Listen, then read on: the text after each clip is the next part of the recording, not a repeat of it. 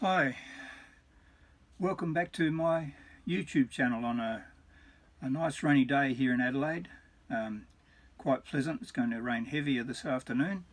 This is Friday, the Thursday, the 4th of February, and it's nice and cool here and wet here. But over in Perth, which is about 4 days drive from here in Western Australia, they're having some terrible bushfires over there. A lot of homes have been destroyed, so our thoughts go out to all those people over there. And so what are we going to do today? Have you ever thought about what you're going to do when you get old equipment lying around and you can't sell it and it doesn't work anymore? What do you do with it? I mean, for instance, this Canon lens here is a 18 to 55. It was the kit lens that came with my Canon 400D, but it's faulty. It doesn't work properly anymore. And you know, you can actually repurpose these, and I could make that into a coffee cup. You don't believe me, do you?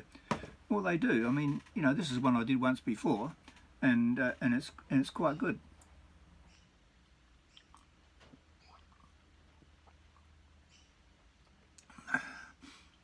This is a 24 to 105 zoom lens. Actually, you've probably seen them before. It's just a dad joke, really. Sorry about that. You can buy those. It's just my sick sense of humour. Anyway, today I want to talk about some work I used to do in a former government department, and also do some remembering of the Adelaide Formula 1 Grand Prix, which hasn't been held in Adelaide for some time now, but we had it for a while and it was really great. When you've been retired for a while, and I'm just using a few prompts on here, it's inevitable you do some retrospective looking back on your career. Excuse me, I've been retired and going on for 11 years now, and I've had much time to reflect. A lot of my blogs and a lot of these video things are really reflections of what I've done in the past. I've written some of my thoughts on my blogs, which I then refer back to from the video. Some things I did in 3 major government employers were really interesting and satisfying. Sometimes it was just a real hard slog. Mostly I was doing people jobs, although I started off as a telecom technician in training and then worked as a drafting assistant. This was in what used to be called the Postmaster General's Department in Australia, which looked after all the postal side of things and the telephone side of things. Then they became they got split into 2 sections, looking after Australia Post was looking after the postal side, and Telecom Australia was looking after telecommunications. Well, I transferred to the telecom side at that time. But I worked as a telecom technician in training and a drafting assistant. Then I worked into, that was the only times I was in the technical side, but then I was in all sorts of people type jobs. I won't go through all of them. Maybe I'll talk about some of them later on. But while employed for Telecom Australia, which was then the telecommunications monopoly in Australia, I thoroughly enjoyed it with many interesting assignments. As an amateur photographer, one of my benefits was in telecom. There were about 5 in-house photographers within the organisation, and I used to pick their brains. And the last 5 years I worked in Telecom Australia, then later came to be called Telstra, I worked in the public relations area with all sorts of interesting things. And one of the interesting privileges and things that came my way was being involved in the Australian Formula 1 Grand Prix that was held in Adelaide. Telecom was a major sponsor, and as such we had a presence at the track. And Telecom actually developed a Scalextric type model of the actual Adelaide track, scaled down electric racing car model of the track, and we had a big marquee set up in the middle of the Grand Prix place, or in the field there where they held it in Adelaide. It was a street circuit in Adelaide, and they still have street races and cars in Adelaide now on the same circuit. But we had this model racetrack set up, and members of the public were allowed to come and watch it.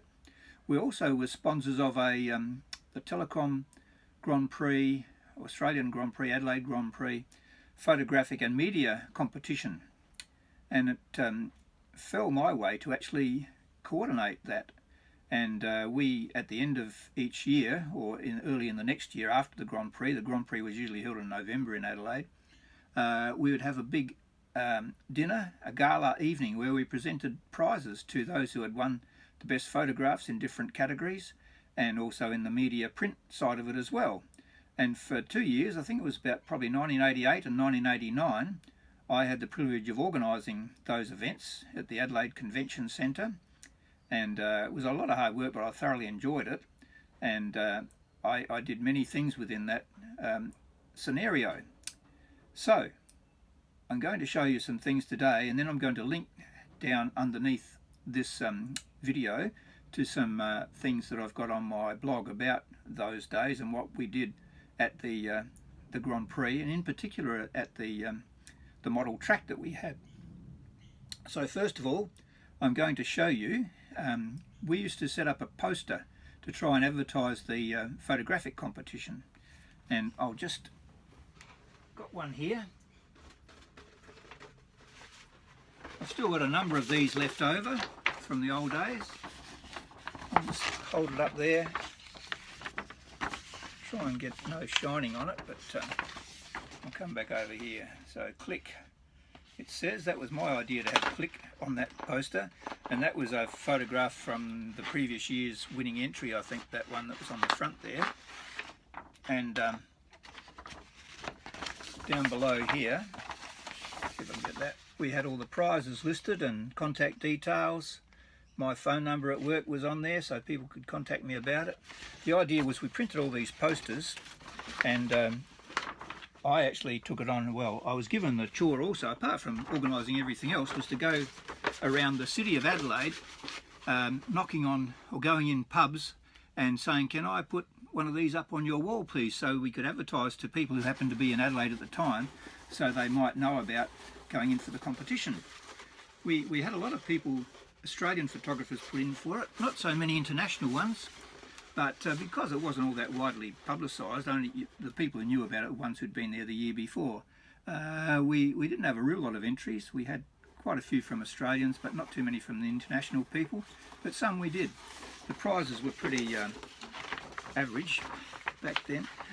What have we got? We had, oh, they weren't too bad. We had a weekend holiday for two at Rest Point Casino in Hobart, flying courtesy of Australian Airlines. We had a travelware collection of travel suitcases by Tosca, courtesy of John Martins, Australia. We had a Telecom Nomad Plus cordless telephone, which must have been all the rage at the time. We had a Chinon Handy Zoom 500i, courtesy of Kodak Australia. Kodak was, of course, had its offices in Australia as well. We had some professional photographic film, courtesy of Kodak. Great pile of photographic film. That was a pretty good prize if you're a photographer. And also a holiday package at the Sydney Hilton, flying courtesy of Australian Airlines in Sydney. And so it was a pretty big night. On the night of the actual presentation, I had to receive all the entries and set up judging panels, and we had some great photographers as judges, and then put together this whole evening presentation, which we had about 300 guests, including all of the Adelaide media, mainly sports media and other presenters, and it was a really gala night and a lot of work, but it was great fun. So I enjoyed thoroughly setting that up. I'm going to show you, but I'm going to come back to the model racetrack that we had. I've mentioned my Super A camera on here before, and when I was doing this in about 1989, I'd only just got that camera and I was trying it out at the Grand Prix. So this is a shot that I took there. I don't know whether you can recognise the guy there with his hands on his hips. That's Murray Walker, the ace Grand Prix caller, and the girl interviewing him was Penny Clark, who was one of our public relations journalists who worked with us. She had been a TV news journalist before she came to join us. And the gentleman with the camera on his shoulder, he was actually filming that day, what was going on, because what we did, we actually organised a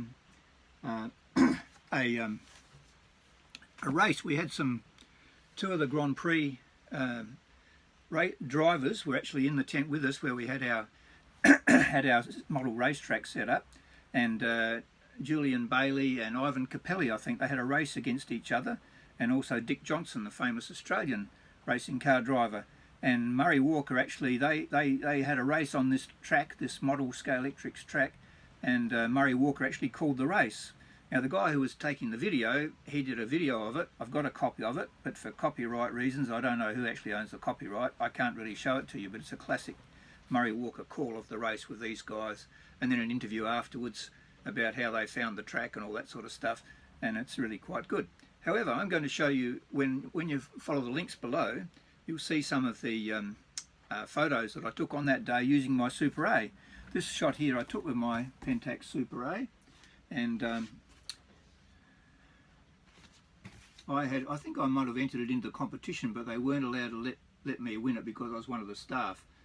I think I called this entry, "You've chosen the right place," because that was part of what he said in the interview with Murray Walker when Penny was interviewing him. So there you go. So great days. I thoroughly enjoyed that, and the interesting thing was that before we actually lost the Grand Prix to Melbourne in Adelaide, the Telecom hierarchy, who were based in Melbourne, they decided to pull the plug on us running that media award every year. It was becoming quite big, and we were getting lots of kudos in South Australia, so I don't know why they actually pulled it. They probably thought it was costing too much, I don't know. But the interesting thing was, all the people who had been interested in going in it each year were really disappointed when we said, sorry, we're not having another one. That's it. That one there was the 1989 one, I think, was the last one we did.